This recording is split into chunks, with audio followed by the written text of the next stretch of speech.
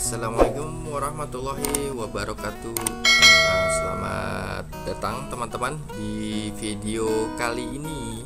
Saya Yudi dari channel Belajar Bisnis Online akan mempresentasikan strategi-strategi atau materi-materi yang mungkin ke depan akan banyak sekali insight-insight yang akan saya berikan. Kita sharing bersama-sama.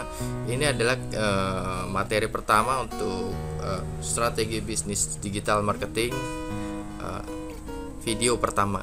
Nanti kita akan membahas ini satu persatu, dari mulai fundamental digital marketing, growth mindset, target pasar, niche market, pemilihan produk, jualan online, sosial media, marketplace, desain iklan, bisnis online, model bisnis, bangun pasukan, extreme traffic, kreatif konten, magnet copywriting, massive list building, sales funnel, flywheel strategi, pembuatan sistem, website dan toko online, landing page, SEO, dan evaluasi.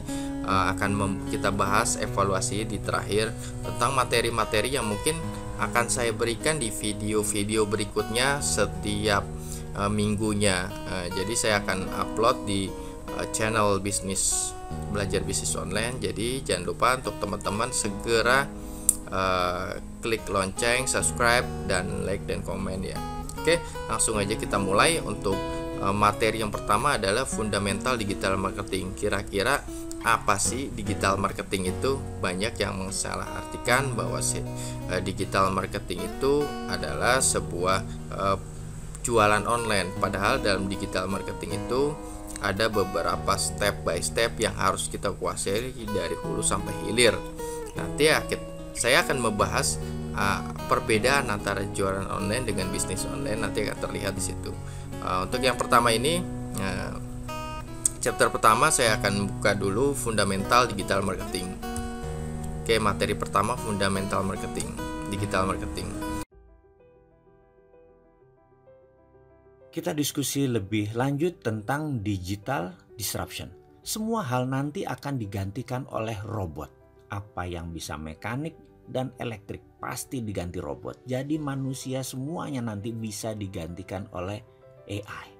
Artificial Intelligence. Disrupsi digital ini akan banyak menelan bisnis bergaya tradisional. Bayangkan gerakan digital disrupsi ini seperti gerakan vortex, yaitu gerakan baling-baling pesawat. Baling-baling itu kalau muter makin kencang dan makin banyak dayanya, makin melumat putarannya ke dalam. Ini gambaran industri. Mana yang makin ke tengah, mana yang makin mendekat dengan titik lumatan, makin hancur-hancuran bisnis itu. Pertama yaitu Google dan Facebook. Mereka adalah industri yang paling cepat mendisrupsi sekaligus paling cepat terdisrupsi.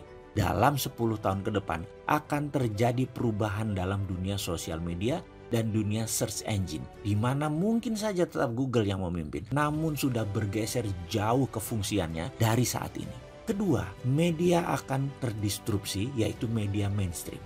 Kompas, Femina, Jawa Pos, RCTI, TVRI tidak tahu lagi sampai kapan. Namun di tahun 2030 rasanya semua itu menjadi dinosaurus, hilang. Contoh saat ini ya, Net TV itu tiba-tiba melay-off banyak karyawan. Persaingan mereka itu dengan individu yang asetnya minim. Bayangkan Net TV itu asetnya heavy sekali dalam overhead. Dan bagi perusahaan, overhead yang besar itu adalah kanker bagi perusahaan. Dibandingkan dengan apa? Dibandingkan dengan Ria Ricis, ya jelas aja penontonnya lebih banyak Ria Ricis. Kenapa? Karena lebih disenangi saat ini. Bayangkan, Net TV itu investasinya 3 triliun untuk dapat viewer 1 juta per hari. Channelnya Bosman Mardigu itu 1 juta juga viewernya per hari. Dari YouTube, IG, dan FB. Modalnya berapa? Kecil sekali. Atta Halilintar per hari itu 7 juta viewer. Deddy Corbuzier itu 6 juta viewer. Raffi dan Gigi itu 10 juta viewer per harinya. Modalnya nggak sampai semiliar. Bubrah itu semua media mainstream. Apalagi nanti waktu 5G hadir di Indonesia tahun 2020 dan 2021. Generasi milenial dan generasi Z tidak nonton TV. Nontonnya semua berbasis internet. Ketiga, apa yang terdisrupsi? Retail shop. Ramayana, Matahari, departemen store serba ada akan musnah menjadi marketplace digital jualannya. menjadi personal bisnis itu dan menjadi direct bisnis itu. Produsen langsung ke konsumen dan konsumen langsung request ke produsen. Nggak ada lagi orang tengah, nggak ada lagi pajangan, nggak ada lagi retail shop. Keempat adalah hadirnya fintech, financial technology. Barusan kita cerita kalau banyak bank akan atau sudah mengurangi kantor cabangnya. Ini akan merubah dunia perbankan, baik dari jumlah cabang, jumlah karyawan, hingga jumlah ATM. Di tahun 2030 bahkan, dibandingkan dengan saat ini, akan tinggal 20% jumlah karyawan bank, cabang bank, dan mesin ATM. Karena semua sudah menjadi mobile. Kelima, selanjutnya, apa yang terdisrupsi? Telekomunikasi. WA itu akan melibas semuanya. Telkom akan berubah landscape-nya. Kenapa? Karena mendadak komunikasi menjadi semuanya gratis. 5G nanti bisa gratis. Dan kalau Telkom mengadopsinya telat, baru 2045, Singapura sudah mengadopsinya sekarang, maka di tahun 2021, telepon kita bisa 3. Salah satu teleponnya adalah Singtel. Karena kita nggak bisa tahan lagi, udah pakai satelit. Semua wilayah Indonesia di cover dan gratis. Mampus itu Telkom. Tapi itu adalah bisnis yang terjadi, bahwa telekomunikasi akan terdisrupt kalau tidak cepat-cepat melakukan perubahan game changing. Kenapa? Karena telekomunikasi merubah dari more for less jadi more for zero. Itulah yang dilakukan oleh digital company. Mereka menghasilkan more for zero. Itulah ciri digital disruption. Keenam, apa yang terdisrupsi kemudian?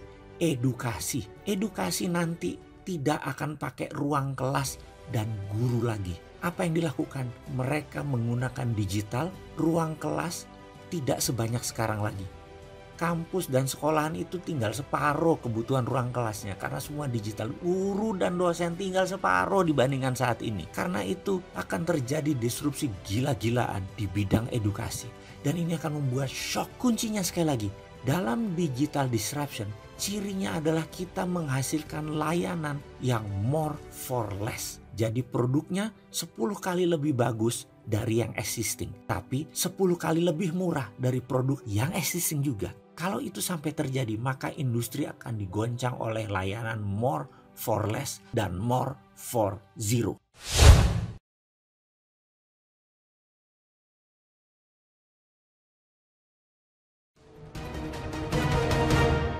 Berubah atau mati. Coba kita sebutkan berapa banyak pekerjaan konvensional yang kini punah karena tidak mengikuti pola revolusi industri 4 ini. Contoh sederhananya seperti yang baru saja kita saksikan. Tukang ojek pangkalan dan taksi konvensional mulai ditinggalkan karena adanya sistem baru Internet of Things melalui Gojek. Kemudian banyak sekali toko-toko konvensional yang mulai tergantikan oleh online shop.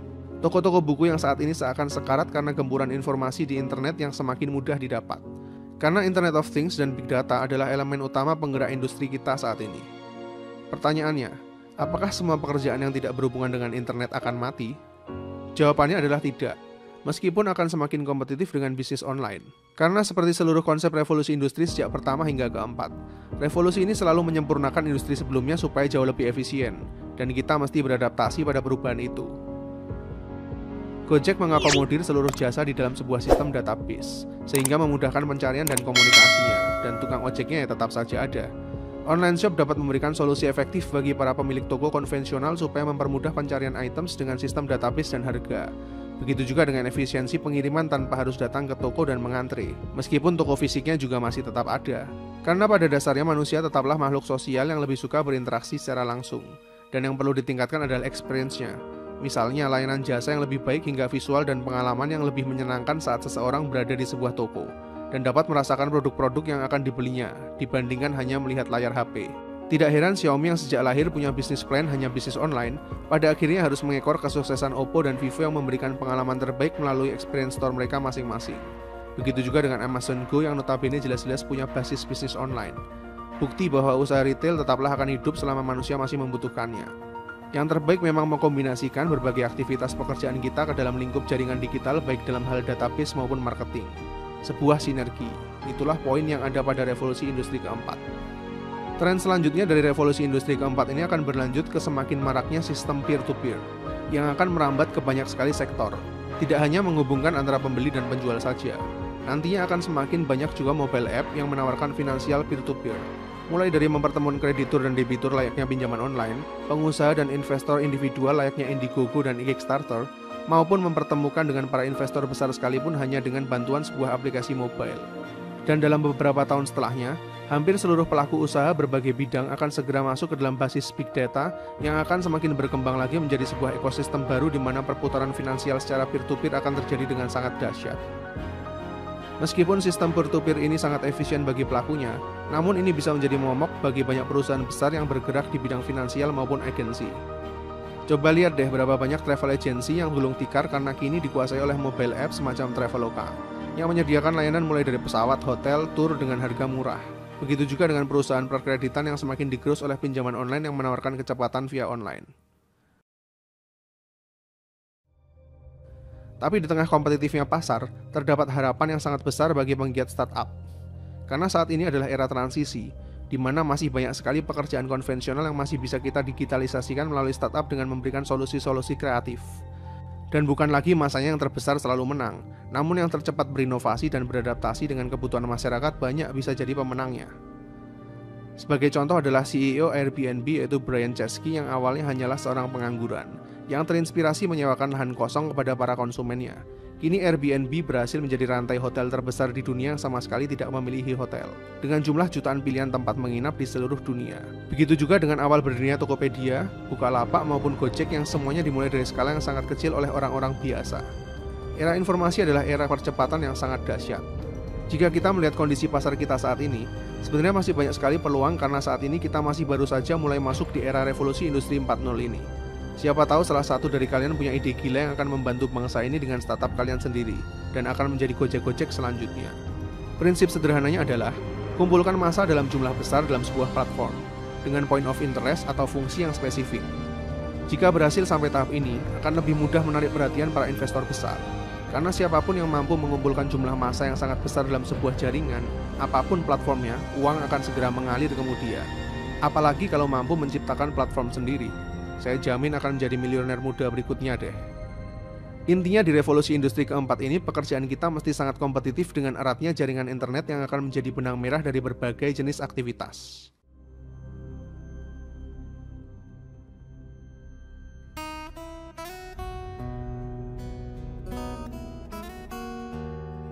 Nah, oke, tadi sudah menonton video-video dari yang saya berikan, mudah-mudahan dapat membuka pola pikir teman-teman bahwasannya ke depan itu dalam dunia bisnis itu atau dunia marketing itu akan menjadi seperti apa, dalam dunia bisnis akan menjadi seperti apa, seperti contohnya pada video tersebut. Nah, pada video ini kita akan lanjut materi selanjutnya, slide selanjutnya, apa itu digital marketing. Pada dasarnya digital marketing adalah sebuah kegiatan marketing pada umumnya. Hanya saja bedanya kalau digital marketing sebuah aktivitas marketing yang dilakukan secara digital. Kalau zaman dulu kita pakai yang namanya brosur, kita pakai yang namanya papan iklan dan yang lain-lainnya. Nah, sekarang lebih ke digital. Makanya seperti teman-teman ketahui bahwasannya kenapa marketing sekarang eranya ke arah digital, karena pasar sekarang sudah berada di era digital semua. Nah, ini salah satunya. Langsung aja. Nah, kenapa harus digital marketing? Nah, faktanya digital marketing itu ada beberapa keunggulan dibanding marketing konvensional. Nah, sebenarnya sekarang sudah tidak harus dipisahkan. Yang namanya marketing ya memang harus masuk ke dunia digital, karena di mana pasar itu sudah masuk ke era digital. Ya, sebut saja kita sendiri. Kita ketika bangun tidur yang dilihat apa? Yang dilihat ya handphone. Setelah mau tidur yang dilihat apa? Handphone. Maka dari itu mau nggak mau, suka nggak suka, kita harus masuk ke dunia digital. Makanya saya bilang marketing sekarang mau nggak mau tidak bisa dipisahkan antara marketing konvensional dengan marketing digital, karena marketing sekarang sudah dijadikan satu, yaitu marketing ya digital, karena pasarnya sudah ke arah digital. Nah, faktanya digital marketing itu mempunyai kelebihan yang sangat powerful, yang sangat memang membantu kita dalam bisnis. Yang pertama, murah. Dulu kita iklan sangat susah untuk bayar banner di pencetakan banner atau stiker aja sudah lumayan memakan biaya. Nah, tapi sekarang teman-teman bisa memanfaatkan channel-channel sosial media untuk beriklan. Murah yang pertama, terus mudah teman-teman. Selama teman-teman punya handphone dan internet, teman-teman bisa kok untuk belajar caranya untuk berjualan online mungkin di awalnya, nanti baru berbisnis online. Nah, terus juga teman-teman bisa tertarget untuk melakukan aktivitas marketing. Di dalam digital marketing itu memang tertarget, teman-teman bisa mengarahkan target pasar saya yang seperti apa gitu. Kalau di Facebook atau Instagram kita bisa menggunakan yang namanya Facebook Ads atau Instagram Ads yang sesuai dengan keinginan target pasar kita gitu. Terus luas. Nah, kalau digital marketing, kalau dulu konvensional sebelum masuk digital marketing, kebetulan saya juga seorang marketing, hampir 17 tahun di dunia marketing.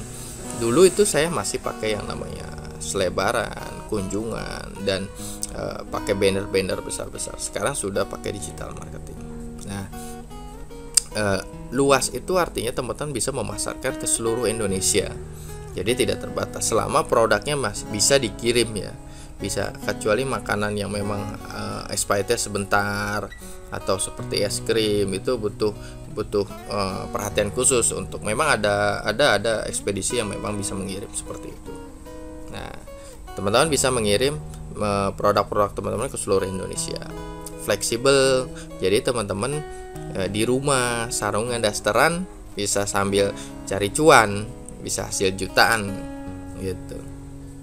Fleksibel, kita bisa di mana aja sekarang bekerja. Bahkan ke depan mungkin kalau pensiun, saya bercita-cita di kampung, yang penting ada internet, bangun bisnis di kampung, depan sawah ya kan, sambil sarungan dasteran, kopi di sebelahnya ada singkong. Wah, enak banget tuh hidup, alhamdulillah, syukurillah. Insyaallah. Nah, yang berikutnya adalah terpola. Teman-teman juga bisa membuat strategi yang terpola, karena behavior dari orang di dunia online itu kita dapat ukur. Setiap hari jam berapa mereka akan lihat. Seperti setiap habis sholat wajib mereka akan buka. Dan efektif, teman-teman juga sudah saya buktikan bahwasannya memang digital marketing itu efektif sekali dalam mendongkrak penjualan. Kalau saya tidak memakai digital marketing atau pakai digital biasa, marketing konvensional, mungkin saya harus keliling di kota-kota gitu untuk memasarkan produk-produk saya. Dan sekarang juga teman-teman bisa efektif sekali memasarkan produk-produk teman-teman melalui hampir semua sosial media yang gratisan, atau kalau punya modal misalnya bisa pakai ads. Jadi selain itu teman-teman juga masuk ke dunia trennya, karena semua orang memang masuk ke dalam dunia digitalisasi gitu. Kebutuhan juga, karena sekarang siapa sih yang punya handphone, nggak punya kuota atau nggak punya handphone gitu. Kebanyakan mereka, artinya target pasar kita mempunyai handphone terukur. Artinya kita dapat mengukur nih, ketika kita spend iklan berapa dapatnya berapa, terus iklan berapa kita dapat leads-nya berapa, calon customer-nya berapa, seperti itu. Jadi murah, mudah, tertarget, luas, fleksibel, terpola, efektif, tren, kebutuhan, dan terukur. Oke, selanjutnya. Nah, apa persamaan mereka? Persamaan mereka ya sama-sama semuanya bangkrut seperti itu, karena tidak mengikuti perubahan di era sekarang. Kayak Kodak sudah, BlackBerry, Nokia, Vistara sekarang sudah tidak lagi beroperasional ya. Nah, ini adalah fakta bahwasannya sekarang itu sudah tidak lagi kita dipaksa untuk masuk ke dunia digitalisasi, dimana teman-teman bisa lihat Mangga 2, terus di Tanah Abang, mall-mall sekarang sudah banyak sekali tenan yang tutup dan mereka beralih ke jualannya lewat rumah saja, artinya online. Dan ini pasar offline faktanya sekarang sudah tidak lagi relevan di dunia sekarang. Nah, ini data tren pengguna internet di media sosial tahun 2022. Ya, teman-teman bisa lihat total populasi jumlah di dunia itu sekian 7,91 miliar pada tahun 2001 dan sekarang 7,9 miliar, naik 1%. Nah, kita lihat data di Indonesia sendiri, data tren pengguna internet di media sosial dan media sosial di Indonesia tahun 2022. Total populasi jumlah penduduk yang ada di Indonesia itu tahun 2021 itu 274,9 juta.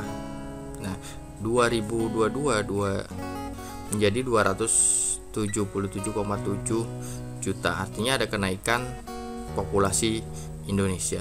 Nah, dari perangkat mobil yang terhubung di tahun 2021 itu 345,3 juta. Di tahun 2022 370,1 juta. Nah, artinya ada kenaikan 3,6%. Nah, ini pengguna internet naik 1%, ya. Pengguna media sosial aktif naik 12%. Luar biasa nih pengguna sosial media aktif. Dari data tersebut nanti kita bisa menyimpulkan kenapa kita harus masuk ke dunia digitalisasi. Nah, ini waktu orang Indonesia mengakses media sosial, ya, termasuk kita, ya. Jadi waktu rata-rata dalam pengguna internet di tahun 2021 itu 8 jam, ya, 52 menit gitu. Tapi di tahun 2022 sekarang 8 jam, 36, artinya ada penurunan 3% gitu rata-rata waktu. Tapi untuk yang lainnya ada kenaikan, seperti menghabiskan sosial media, ini lumayan ya naiknya nih. Apapun menjadi salah satu acuan kita kenapa harus masuk ke dalam dunia digitalisasi. Nah, ini alasan utama orang di Indonesia menggunakan internet. Jadi 80% itu menggunakan internet untuk menemukan informasi. 72% itu ide-ide. Nah, teman-teman bisa lihat sendiri datanya, ya. Nah, di sini kita bisa masuk sebagai strategi marketing kita mau di dalam sosial media masuk di mana, seperti itu. Nah, ini website yang banyak dikunjungi orang Indonesia, ya, tahun 2022 kebanyakan Google.com. Jadi memang kebanyakan sebagian orang Indonesia atau kita sendiri mencari sesuatu memang di Google, mencari musik, film, video, tutorial, dan yang lain-lain. Selanjutnya platform YouTube untuk menonton video biasanya, sosial media, politik, artis atau dan lain-lainnya di YouTube. Selanjutnya Detik.com, lalu Facebook, Tribun, Kompas. Ini kebanyakan orang untuk membuka aplikasi website ya, belum aplikasi. Nah, ini selanjutnya nih. Nah, pengguna media sosial selalu naik setiap sampai tahun 2022. Jadi mulai tahun 2014 itu sekitar 62,0 juta. Jadi 62 juta jiwa. Sekarang tahun 2021 itu kemarin itu mencapai 170. Nah, ini datanya. Oke, saya coba edit dulu karena ini datanya 2022 bukan 2021. Nah, ini. Oke. Nah, ini kita bisa lihat tahun 2022 itu pengguna media sosial itu hampir 191 juta jiwa. Artinya tiap tahun naik nih pengguna sosial media. Nah, ketika kita menggunakan strategi digital marketing atau marketing digital, itu biasanya kita akan pertama yang kita sasar adalah media sosial, karena di mana tempat pasar itu berkumpul. Tapi memang ada trik-triknya bagaimana caranya mereka trust kepada kita. Kita harus bangun dulu ada, karena kalau di dalam dunia digital marketing ada namanya temperatur customer, di mana temperatur dari tidak tahu jadi tahu itu harus diedukasi hingga menjadi trust dan jadi loyal kepada kita. Jadi ada customer loyal. Nah, ini platform media sosial yang banyak digunakan sekarang itu WhatsApp. Jadi teman-teman, kalau ada yang bilang saya gaptek tapi bisa menggunakan WhatsApp, itu berarti bukan gaptek, tapi memang tidak memaksimalkan saja media sosialnya, seperti itu ya. Oke, selanjutnya Instagram yang kedua ya, lalu Facebook dan TikTok. Nah, ini teman-teman bisa lihat datanya, update-nya tahun 2022. Teman-teman bisa masuk ke dalam sosial media yang mana yang untuk dijadikan salah satu platform untuk kita berjualan. Nah, ini tempat-tempat artinya pulau ya, di Indonesia yang memang kebanyakan menggunakan internet itu kebanyakan di Pulau Jawa. Artinya target pasar kita ya paling banyak di Pulau Jawa, 52 juta. Nah, seperti itu. Nah, ini untuk umur ya, berdasarkan umur. Jadi teman-teman bisa lihat umur pengguna internet di Indonesia itu paling banyak, yaitu ya sekitar 23 sampai 34 tahun. Jadi kalau teman-teman yang memang membuat target pasarnya, target konsumennya 25 sampai 34 tahun ya sudah tepat, seperti itu. Nah, ini target berikutnya 10 sampai 24 tahun 75%, yang selanjutnya 35 sampai 44 dan seterusnya. Nah, layanan yang diakses ini kebanyakan ya chatting, baru sosial media, search engine, lihat gambar, foto, video dan yang lain-lain. Teman-teman bisa lihat di sini 89 itu ya chatting sebenarnya. Nah, ini menurut generasi, karena generasi berikutnya target pasar kita ya memang generasi Z, Y sama Z, yang memang pasarnya lumayan lah kalau menurut saya, dan saya sudah alami target pasar kita itu ya memang seperti itu. Nah, ini kita lewatin aja. Nah, ini total perempuan dan laki-laki kita bisa lihat rata-rata juga hampir sama, 35 tahun ke bawah ya. Target pasar ini bisa jadikan survei ini tahun 2020, jadi 2020 ini BPS. Nah, kesimpulannya ya teman-teman mau nggak mau harus masuk ke dunia digitalisasi ya. Jadi kombinasi, bukan artinya offline itu bukan berarti kita meninggalkan offline, tapi memang harus mengkombinasikan antara offline dengan online ya, jalan semua gitu. Jadi nggak ada sistem yang memang harus online gitu, tapi harus jalan dua-duanya, online dan offline. Jadi teman-teman harus jalankan strategi dua-duanya gitu. Jadi kalau jangan sampai nggak masuk ke dunia online. Nah, ini go online. Nah, ini Bill Gates sudah mengatakan bahwasanya jika bisnis Anda tidak ada di internet, maka bisnis Anda akan segera gulung tikar. Ya, memang kebanyakan seperti itu. Teman-teman bisa mengalami sendiri semenjak masuknya COVID, karena offline dibatasi, mobilitas orang dibatasi. Nah, ya memang banyak yang tutup kalau tidak dibarengi dengan online. Mungkin itu aja dari saya untuk video pertama, chapter pertama ini, fundamental digital marketing. Teman-teman mau nggak mau, suka nggak suka, harus masuk ke dunia digitalisasi.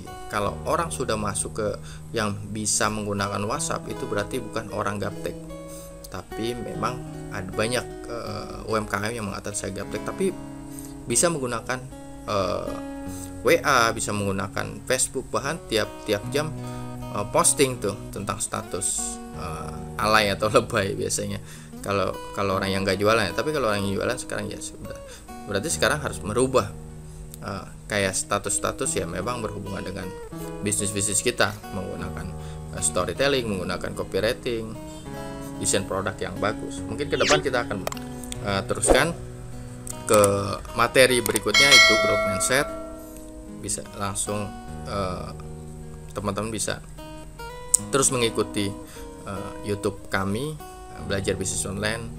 Semoga bermanfaat.